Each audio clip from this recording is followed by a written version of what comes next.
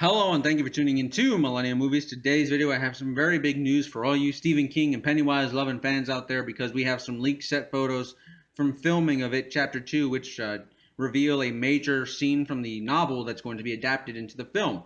So let's get ahead and get right to it. So if you can see this photo right here from It Chapter 1 of Mike Hanlon, you'll notice that behind him is a Paul Bunyan statue. Now why is that important? Well, if you look at these next couple photos, you'll see the Paul Bunyan statue has made his return, and you can see that Pennywise is sitting up on him on his shoulder. So in the novel, after the losers all meet up again, Mike tells everyone that they should go their own way around town to try and help them remember their history with Derry and what happened to them as kids.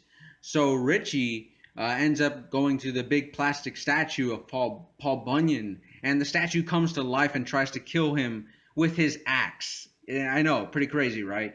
But when Richie kind of pulls himself together and anything, of course, it's obviously not Paul Bunyan come to life, but it's Pennywise, it's it who's screwing with him and messing with him.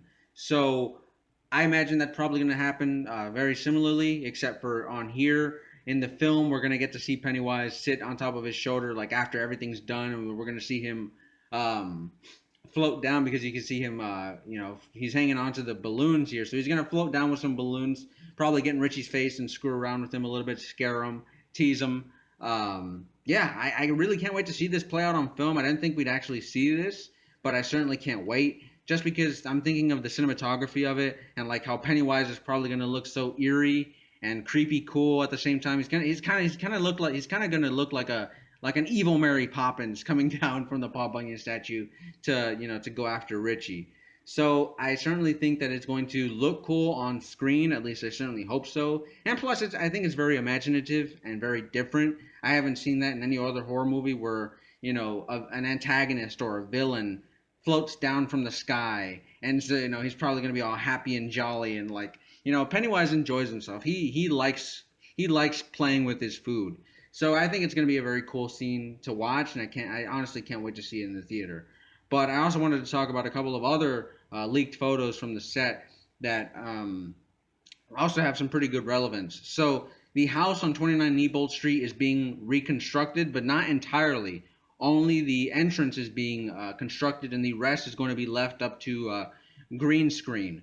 So I think that kind of makes sense too, because the house on 29 Neibolt Street makes about what 3 or 4 appearances in the first movie, so it's featured prominently. But in It Chapter 2, I imagine we're probably only going to see it once, and that's going to be at the very end when all the losers go back into the sewers to go after Pennywise. So yeah, just thought that'd be interesting to share. But another thing is that we know that the kids have returned for filming flashbacks for It Chapter 2. So now It Chapter 1 in 2017 was not constructed in the same way that the novel and the 1990 TV miniseries were. Because in the novel and in the miniseries, we flip between timelines. Like we go back and forth like crazy. We start off with adult Mike, and then we see the murders of one of the gay men in Derry in a certain time period. But then we go back to when they're kids, and then we go back to when they're adults, and we just keep flip flopping all over the place.